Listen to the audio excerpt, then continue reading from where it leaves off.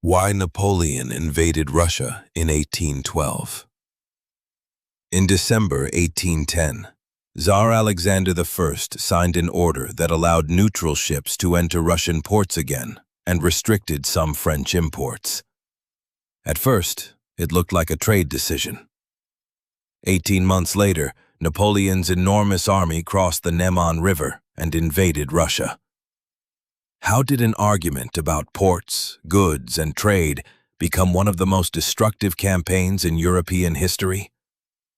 The answer is not simply that Napoleon wanted to conquer Russia or that Alexander betrayed an alliance.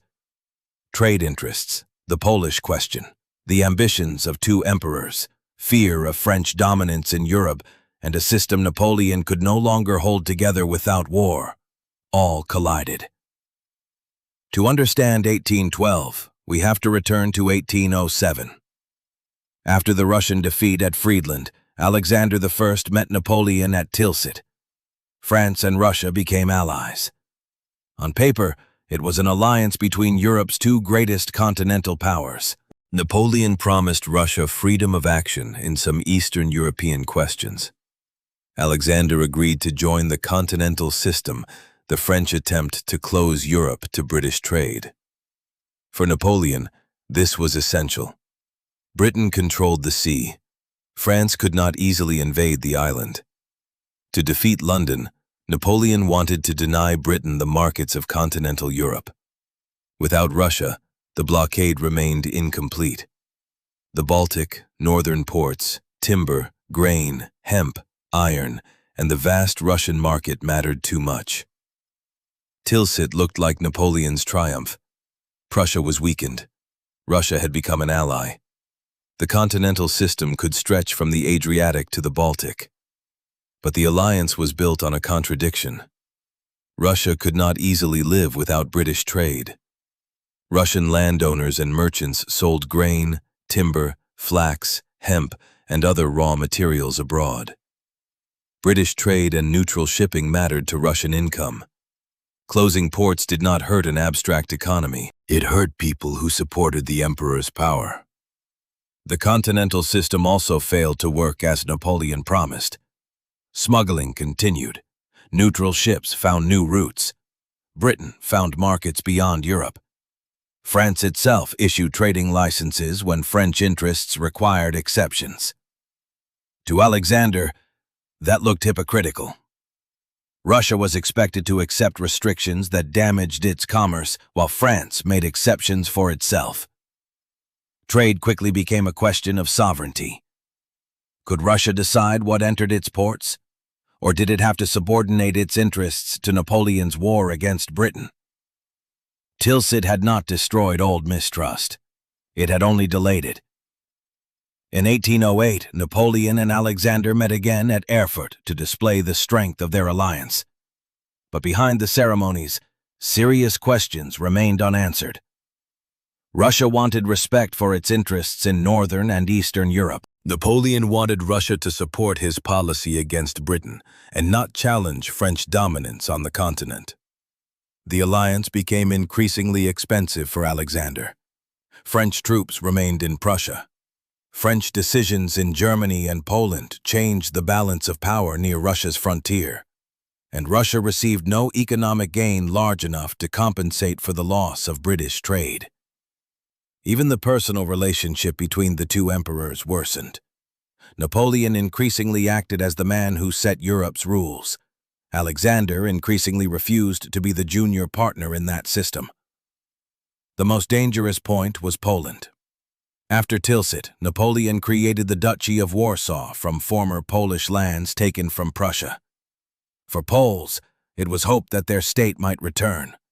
For Russia, it was a warning that a revived Poland could appear near its border, tied to France. Napoleon did not openly restore the Kingdom of Poland, but Alexander could not be sure that he would never do so if France continued to win. By 1810, the alliance was becoming less real. Russia began to loosen the restrictions of the continental system. The decree of December 1810 opened Russian ports to neutral ships and introduced commercial measures that made imports of some French goods more difficult. This was not a declaration of war, but for Napoleon, it struck at the very idea of the Continental System. If Russia could openly ignore the blockade, other states could decide that French orders were not binding. Napoleon risked losing not only a market, he risked losing authority over the whole European system he had built. He began preparing for war. In the spring and summer of 1812, Napoleon assembled an enormous multinational army. It included not only Frenchmen, but Poles, Germans, Italians, Dutch, Swiss, Austrians, and Prussians. It was the strength of a huge empire, and also its weakness. The army was enormous, but supplying it across Russian distances was extraordinarily difficult. Horses needed forage. Soldiers needed bread, water, boots, and medicine. Roads were poor. Depots were far away.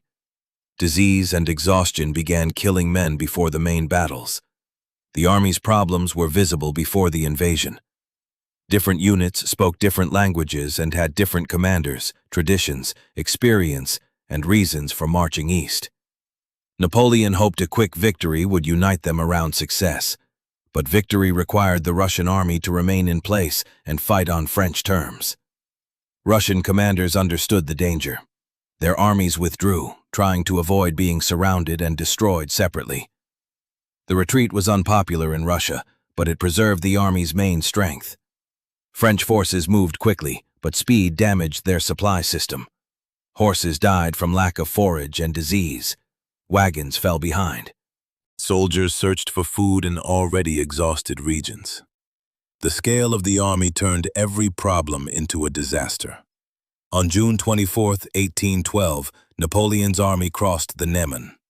Napoleon expected a quick political war. He wanted to defeat the Russian army in a decisive battle, capture an important city, force Alexander back into alliance, and restore the Continental System. He did not plan to spend years in Russia. He needed a fast victory. But Russian strategy destroyed that plan. Russian armies withdrew. They avoided destruction in the first major battle. They refused to give Napoleon the victory on which his system of warfare depended. This did not mean the Russian retreat was simple or bloodless. The war was catastrophic for Russian soldiers, cities, and civilians. But strategically, retreat stretched French supply lines and drew the army farther from its bases. Napoleon entered cities but did not receive what he needed most, Alexander's surrender. In August, the French captured Smolensk. But they did not get the political result they expected there either. The city mattered, but taking it did not force Alexander into negotiations. Instead of a short campaign, Napoleon faced an ever longer road east. For soldiers, distance was not an abstract line on a map. It meant more days of marching, more worn boots, more illness, more horses without forage, and more supply wagons unable to keep pace. Even while French columns advanced, the army was losing men to disease, exhaustion, and shortages. Russian strategy was not passive. By withdrawing, Russian forces preserved their army, fought rearguard actions, destroyed resources that might feed the invader, and forced Napoleon to choose between stopping or marching still farther. By late summer, the Russians finally chose to fight at Borodino. Napoleon needed a victory that would destroy the Russian army and open the road to negotiation. The Russians needed to show their society that retreat did not mean abandoning the struggle. Borodino became a terrible battle of exhaustion. The French took important positions, but they did not destroy the Russian army. Napoleon did not commit all of the Imperial Guard, keeping part of his reserve. Historians debate whether using it would have changed the campaign, but one thing is certain: he did not get the clean, decisive victory he expected. The Russian army withdrew, but it survived. That made the capture of Moscow a military success without a political ending. Napoleon entered Moscow days later. For many European commanders, taking a capital meant the end of a war. But Moscow was not where Alexander was prepared to ask for peace. The city was largely empty. A devastating fire began. The French army did not receive secure winter quarters, sufficient supplies, or negotiations. Napoleon waited. He faced a choice for which his earlier campaigns had not prepared him. He could leave immediately, admit that there would be no quick victory, and try to preserve his army. Or he could wait, hoping Moscow's symbolic importance would force Alexander to negotiate. He waited too long. While the French army remained in Moscow, its position did not improve. Supplies did not appear by themselves. Horses did not recover. The Russian army remained able to act. Time worked against the man who had expected to end the war before winter. In October, Napoleon began the retreat. Winter was one factor in the catastrophe, but it was not the only cause. The French army suffered from hunger, disease, exhausting marches, lost horses, poor supply, and attacks by Russian forces. Frost intensified a disaster that already existed. Russian forces did not simply chase the French from behind. They threatened routes, pressed the flanks, and forced the French across devastated territory where finding food became even harder. At the Berezina, the remnants of the army avoided immediate encirclement, but at enormous cost. Engineers and soldiers built bridges under terrible conditions, while rear guards held the Russians back long enough for part of the army to escape west. But escape did not mean recovery. So many men, horses, guns, and wagons were lost that the army could no longer play the role it had played before. Napoleon returned to France to raise new forces, but Europe had seen what it had not seen for years. He could not merely be stopped, he could be broken. Russia did not simply win one war. It shattered the image of Napoleon's invincibility. Prussia saw that it could leave France. Austria began looking for a new balance. Britain continued funding coalitions. Spain was already tying down French forces in the West. In 1813, a new coalition defeated Napoleon at Leipzig. Still, this story must not be simplified. Russia did not break Napoleon alone. The French Empire was already overstretched. The Continental System created conflict with allies. Spain was a constant war. Britain remained at sea and financed France's enemies. Russia became the place where all these problems met enormous distances and an army that could not be quickly forced into peace. Why did Russia break Napoleon's system? Because the Continental System demanded that Russia sacrifice its own commercial interests for a French war against Britain. Because Alexander feared French influence in Europe and the Polish question near his frontier. Because the alliance of Tilsit increasingly looked less like partnership and more like submission to French policy. And because Napoleon believed he could not preserve his authority in Europe if Russia could openly say no. He invaded Russia to force it back into the system. Instead, he lost an army, allies, and control over Europe. This was not simply a war between France and Russia. It was the moment when an economic blockade, a diplomatic alliance, and imperial ambitions collided with reality. Large states cannot be forced forever to sacrifice their own interests for someone else's strategy. What was the main cause of the 1812 invasion?